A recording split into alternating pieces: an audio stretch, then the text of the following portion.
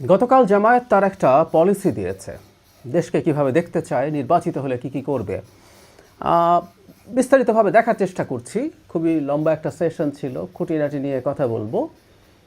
প্রথমেই আমি ইনফ্যাক্ট তাদেরকে একটু ধন্যবাদ জানাতে চাই, কারণ তারা তাদের একটা পলিসি দিয়েছে। এতদিন পর্যন্ত ওর কি প্রবলেম, তার কি দোষ, সেগুলো নিয়ে সবচেয়ে বেশি কথা বলেছেন, কিন্তু তাদের আসলে পরিকল্পনা কি দেশ নিয়ে সেটা আমাদের সামনে ওভাবে এসে হাজির হয়নি। ফলে এই যে এটা যে দেয়া হলো, এই কারণেই এটা নিয়ে আলোচনা করার সুযোগ আছে। আমি কিছু রিপোর্ট দেখলাম, সেই রিপোর্টে অনেকগুলো ইস্যু এসছে। তাতে আমার মনে হলো খুবই ইউটোপিয়ান ধরনের চিন্তা এসছে। এগুলো কতটা বাস্তবে করা সম্ভব সেটা প্রশ্নবিদ্ধ হতেই পারে। আমার মনে হয় এটা শুধু জামায়াত না, বিএনপি জামায়াত সবাইকে আসলে এই জিনিসটা ক্লিয়ার করে দেখাতে হবে তারা কিভাবে এই কাজগুলো করবেন। কারণ যখন কোনো কর্মসূচির কথা বলা হয়, মূলত বেশিরভাগগুলোর সাথে আসলে এক ধরনের ফিনান্সের প্রশ্ন থাকে। বাংলাদেশের বিদ্যমান প্রেক্ষাপটে তারা সেটা পারবেন কিনা। আমি জাস্ট একটা ছোট ঘটনা, জামাতের এই যে ভবিষ্যতে কি করবেন, তাদের পলিসি নিয়ে বলছেন, সেটা নিয়ে বলি। ধরুন হেলথে তারা জিডিপির 6 to 8% তারা বরাদ্দ করবেন। বাংলাদেশে জিডিপির পার্সেন্টেজে হেলথে বরাদ্দ পৃথিবীর মধ্যে প্রায় সর্বনিম্ন পর্যায়ে, দক্ষিণ এশিয়া তো বটেই। আমরা দীর্ঘদিন থেকে এটা নিয়ে কথা বলছি। বাংলাদেশে হেলথ মিনিস্ট্রিতে লাস্ট বাজেটেও মানে 1%-এর নিচে, 0.9-এরও নিচে চলে এসছে। মানে শেখ হাসিনার সময় আমরা এই সমালোচনা করতাম যে হেলথে অ্যালোকেশন প্রতি বছর জিডিপির পার্সেন্টেজে ক্রমাগত কমছে।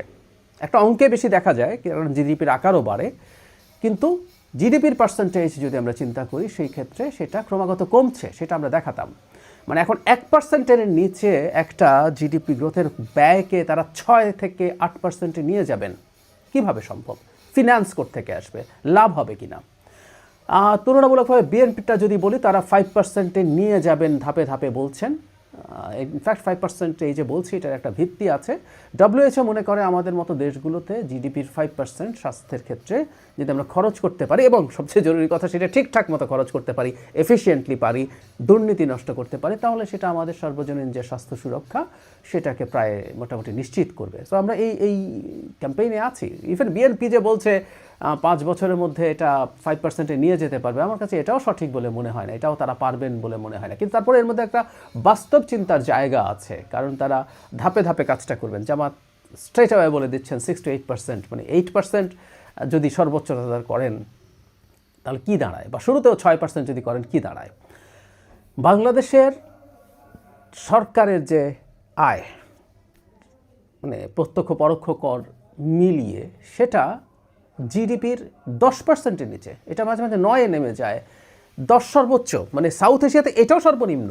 ভারত, নেপাল, ভুটানের মতো দেশও 15 to 20% ট্যাক্স জিডিপি রেশিও তাদের আছে। বাংলাদেশে এটা 9%, 10%। মানে আপনি যা আয় করবেন শুল্ক কর দিয়ে, তার যদি 8% হয়, তার প্রায় পুরোটা আপনি স্বাস্থ্য খাতে ব্যয় করে দেবেন। সরকারের আরও অসংখ্য মন্ত্রণালয় আছে, সরকারের পরিচালন ব্যয় আছে, রেভিনিউ বাজেট, মানে এই সব প্রজাতন্ত্রের কর্মচারীদের ব্যয়, পেনশন, তাদের বেতন, এগুলো সব তাহলে আপনি ঋণ করতে হবে। তারপর আবার উন্নয়ন কি, বাজেটের একটা অংশ হচ্ছে উন্নয়ন বাজেট, এডিপি কীভাবে করবেন। সো খুবই ইমপ্র্যাকটিক্যাল একটা চিন্তা তাদের আছে। এখন আপনি কি অকল্পনীয় রকম অতি দ্রুত বাংলাদেশের কর আহরণ বাড়াতে পারেন, সেখানেও তারা কমানোর কথা বলছেন। আমি একটা রিপোর্টে শুনলাম তারা বলছেন সর্বোচ্চ ইনকাম ট্যাক্স বা প্রত্যক্ষ কর 19%-এ তারা নেবেন, এবং ভ্যাট 15 থেকে 10%-এ নামিয়ে আসবেন, যেটা সর্বোচ্চ 15 আছে। এর মাধ্যমে ট্যাক্স নেট বাড়ানোর কথা আছে, যে আপনি অনেক বেশি মানুষকে কর জালের মধ্যে নিয়ে আসবেন। তারপরও 5 বছরে সর্বোচ্চ চেষ্টা করেও কি এটা করা যাবে? উত্তর হচ্ছে কোনোভাবেই না। সুতরাং অত্যন্ত ইমপ্র্যাকটিক্যাল একটা প্রত্যাশা তারা তৈরি করার চেষ্টা করছেন। আরও অনেকগুলো আছে, চাকরি দেয়া, লোন দেয়া, সেসব ক্ষেত্রে সেগুলো কতটা ফিজিবল আমরা সেই আলাপ করব। কিন্তু এই একটা জিনিস দিয়েই বোঝা যায় যে জাস্ট ওভারট্রাম্প করা। বিএনপি 5% বলেছে, আমাকে 6 to 8% বলতে, আমি তার চেয়ে বেশি করেছি। বিএনপি যেহেতু তার পলিসি আগে ঘোষণা করেছে, সুতরাং জামাত এটাকে বাড়িয়ে দেখানোর চেষ্টা করছে।